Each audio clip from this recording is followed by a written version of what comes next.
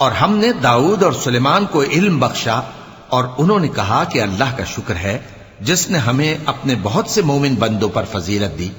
اور سلیمان داؤد کے قائم مقام ہوئے اور کہنے لگے کہ لوگوں، ہمیں اللہ کی طرف سے پرندوں کی بولی سکھائی گئی ہے اور ہر چیز عنایت فرمائی گئی ہے، بے شک یہ اس کا خاص فضل ہے۔ اور سلیمان کے لیے جنوں اور انسانوں اور پرندوں کے لشکر جمع کیے گئے اور پھر ان کی جماعتیں بنائی گئیں، یہاں تک کہ جب چیونٹیوں کے میدان میں پہنچے تو ایک چیونٹی نے کہا کہ چیونٹیوں، اپنے اپنے بلوں میں داخل ہو جاؤ، ایسا نہ ہو کہ سلیمان اور اس کے لشکر تم کو کچل ڈالیں اور ان کو خبر بھی نہ ہو۔ تو وہ اس کی بات سے ہنس پڑے اور کہنے لگے کہ اے پروردگار، مجھے توفیق عنایت کر کہ جو احسان تو نے مجھ پر اور میرے ماں باپ پر کیے ہیں ان کا شکر کروں اور ایسے نیک کام کروں کہ تو ان سے خوش ہو جائے، اور مجھے اپنی رحمت سے اپنے نیک بندوں میں داخل فرما۔ اور جب انہوں نے پرندوں کا جائزہ لیا تو کہنے لگے، کیا سبب ہے مجھے ہدہد نظر نہیں آتا؟ کیا کہیں غائب ہو گیا ہے؟ میں اسے سخت سزا دوں گا یا ذبح کر ڈالوں گا یا میرے سامنے اپنی بے قصوری کی واضح دلیل پیش کرے۔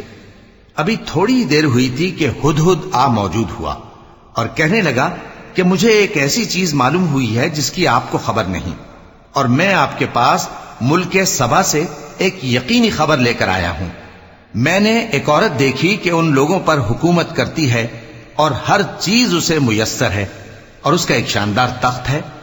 میں نے دیکھا کہ وہ اور اس کی قوم اللہ کو چھوڑ کر آفتاب کو سجدہ کرتے ہیں، اور شیطان نے ان کے اعمال انہیں آراستہ کر دکھائے ہیں اور ان کو رستے سے روک رکھا ہے، پس وہ رستے پر نہیں آتے، اور نہیں سمجھتے ہیں کہ اللہ کو جو آسمانوں اور زمین میں چھپی چیزوں کو ظاہر کر دیتا اور تمہارے پوشیدہ اور ظاہر اعمال کو جانتا ہے، کیوں سجدہ نہ کریں؟ اللہ کے سوا کوئی عبادت کے لائق نہیں، وہی عرش عظیم کا مالک ہے۔ کیونکہ آیت سجدہ تلاوت کی گئی ہے لہذا سامعین پر سجدہ واجب ہے۔ سلیمان نے کہا، اچھا ہم دیکھیں گے تو نے سچ کہا ہے یا تو جھوٹا ہے، یہ میرا خط لے جا اور اسے ان کی طرف ڈال دے، پھر ان کے پاس سے ہٹ جانا اور دیکھنا کہ وہ کیا جواب دیتی ہیں۔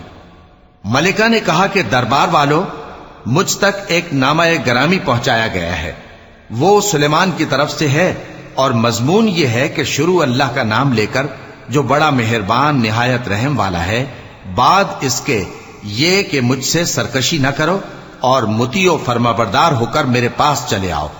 خط سنا کر کہنے لگی کہ اے اہل دربار، میرے اس معاملے میں مجھے مشورہ دو، جب تک کہ تم حاضر نہ ہو اور صلاح نہ دو میں کسی کام کا فیصلہ نہیں کیا کرتی۔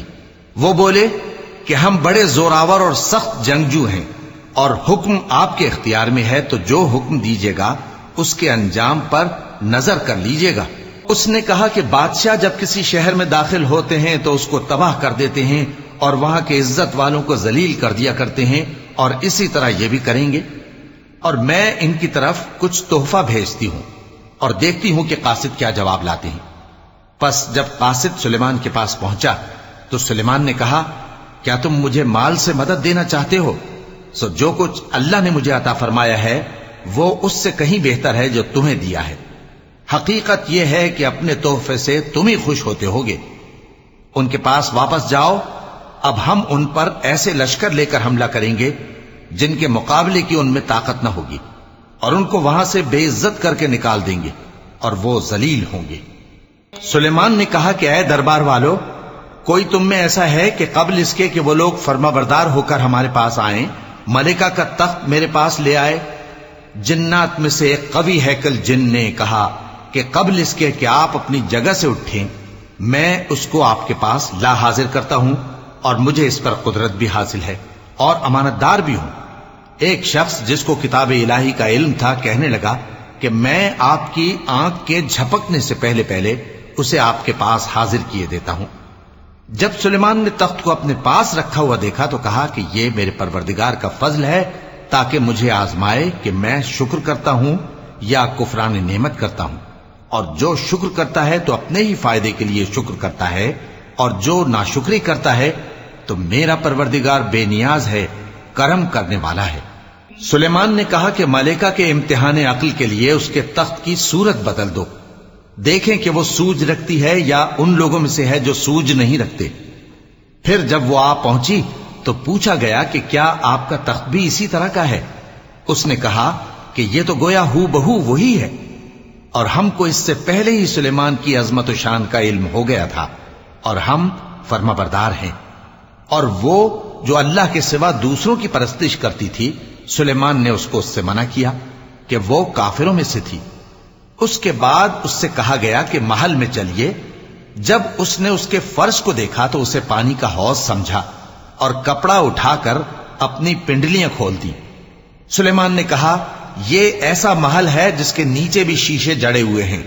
وہ بول اٹھی کہ پروردگار، میں اپنے آپ پر ظلم کرتی رہی تھی، اور اب میں سلیمان کے ساتھ اللہ رب العالمین پر ایمان لاتی ہوں۔ صدق اللہ العظیم۔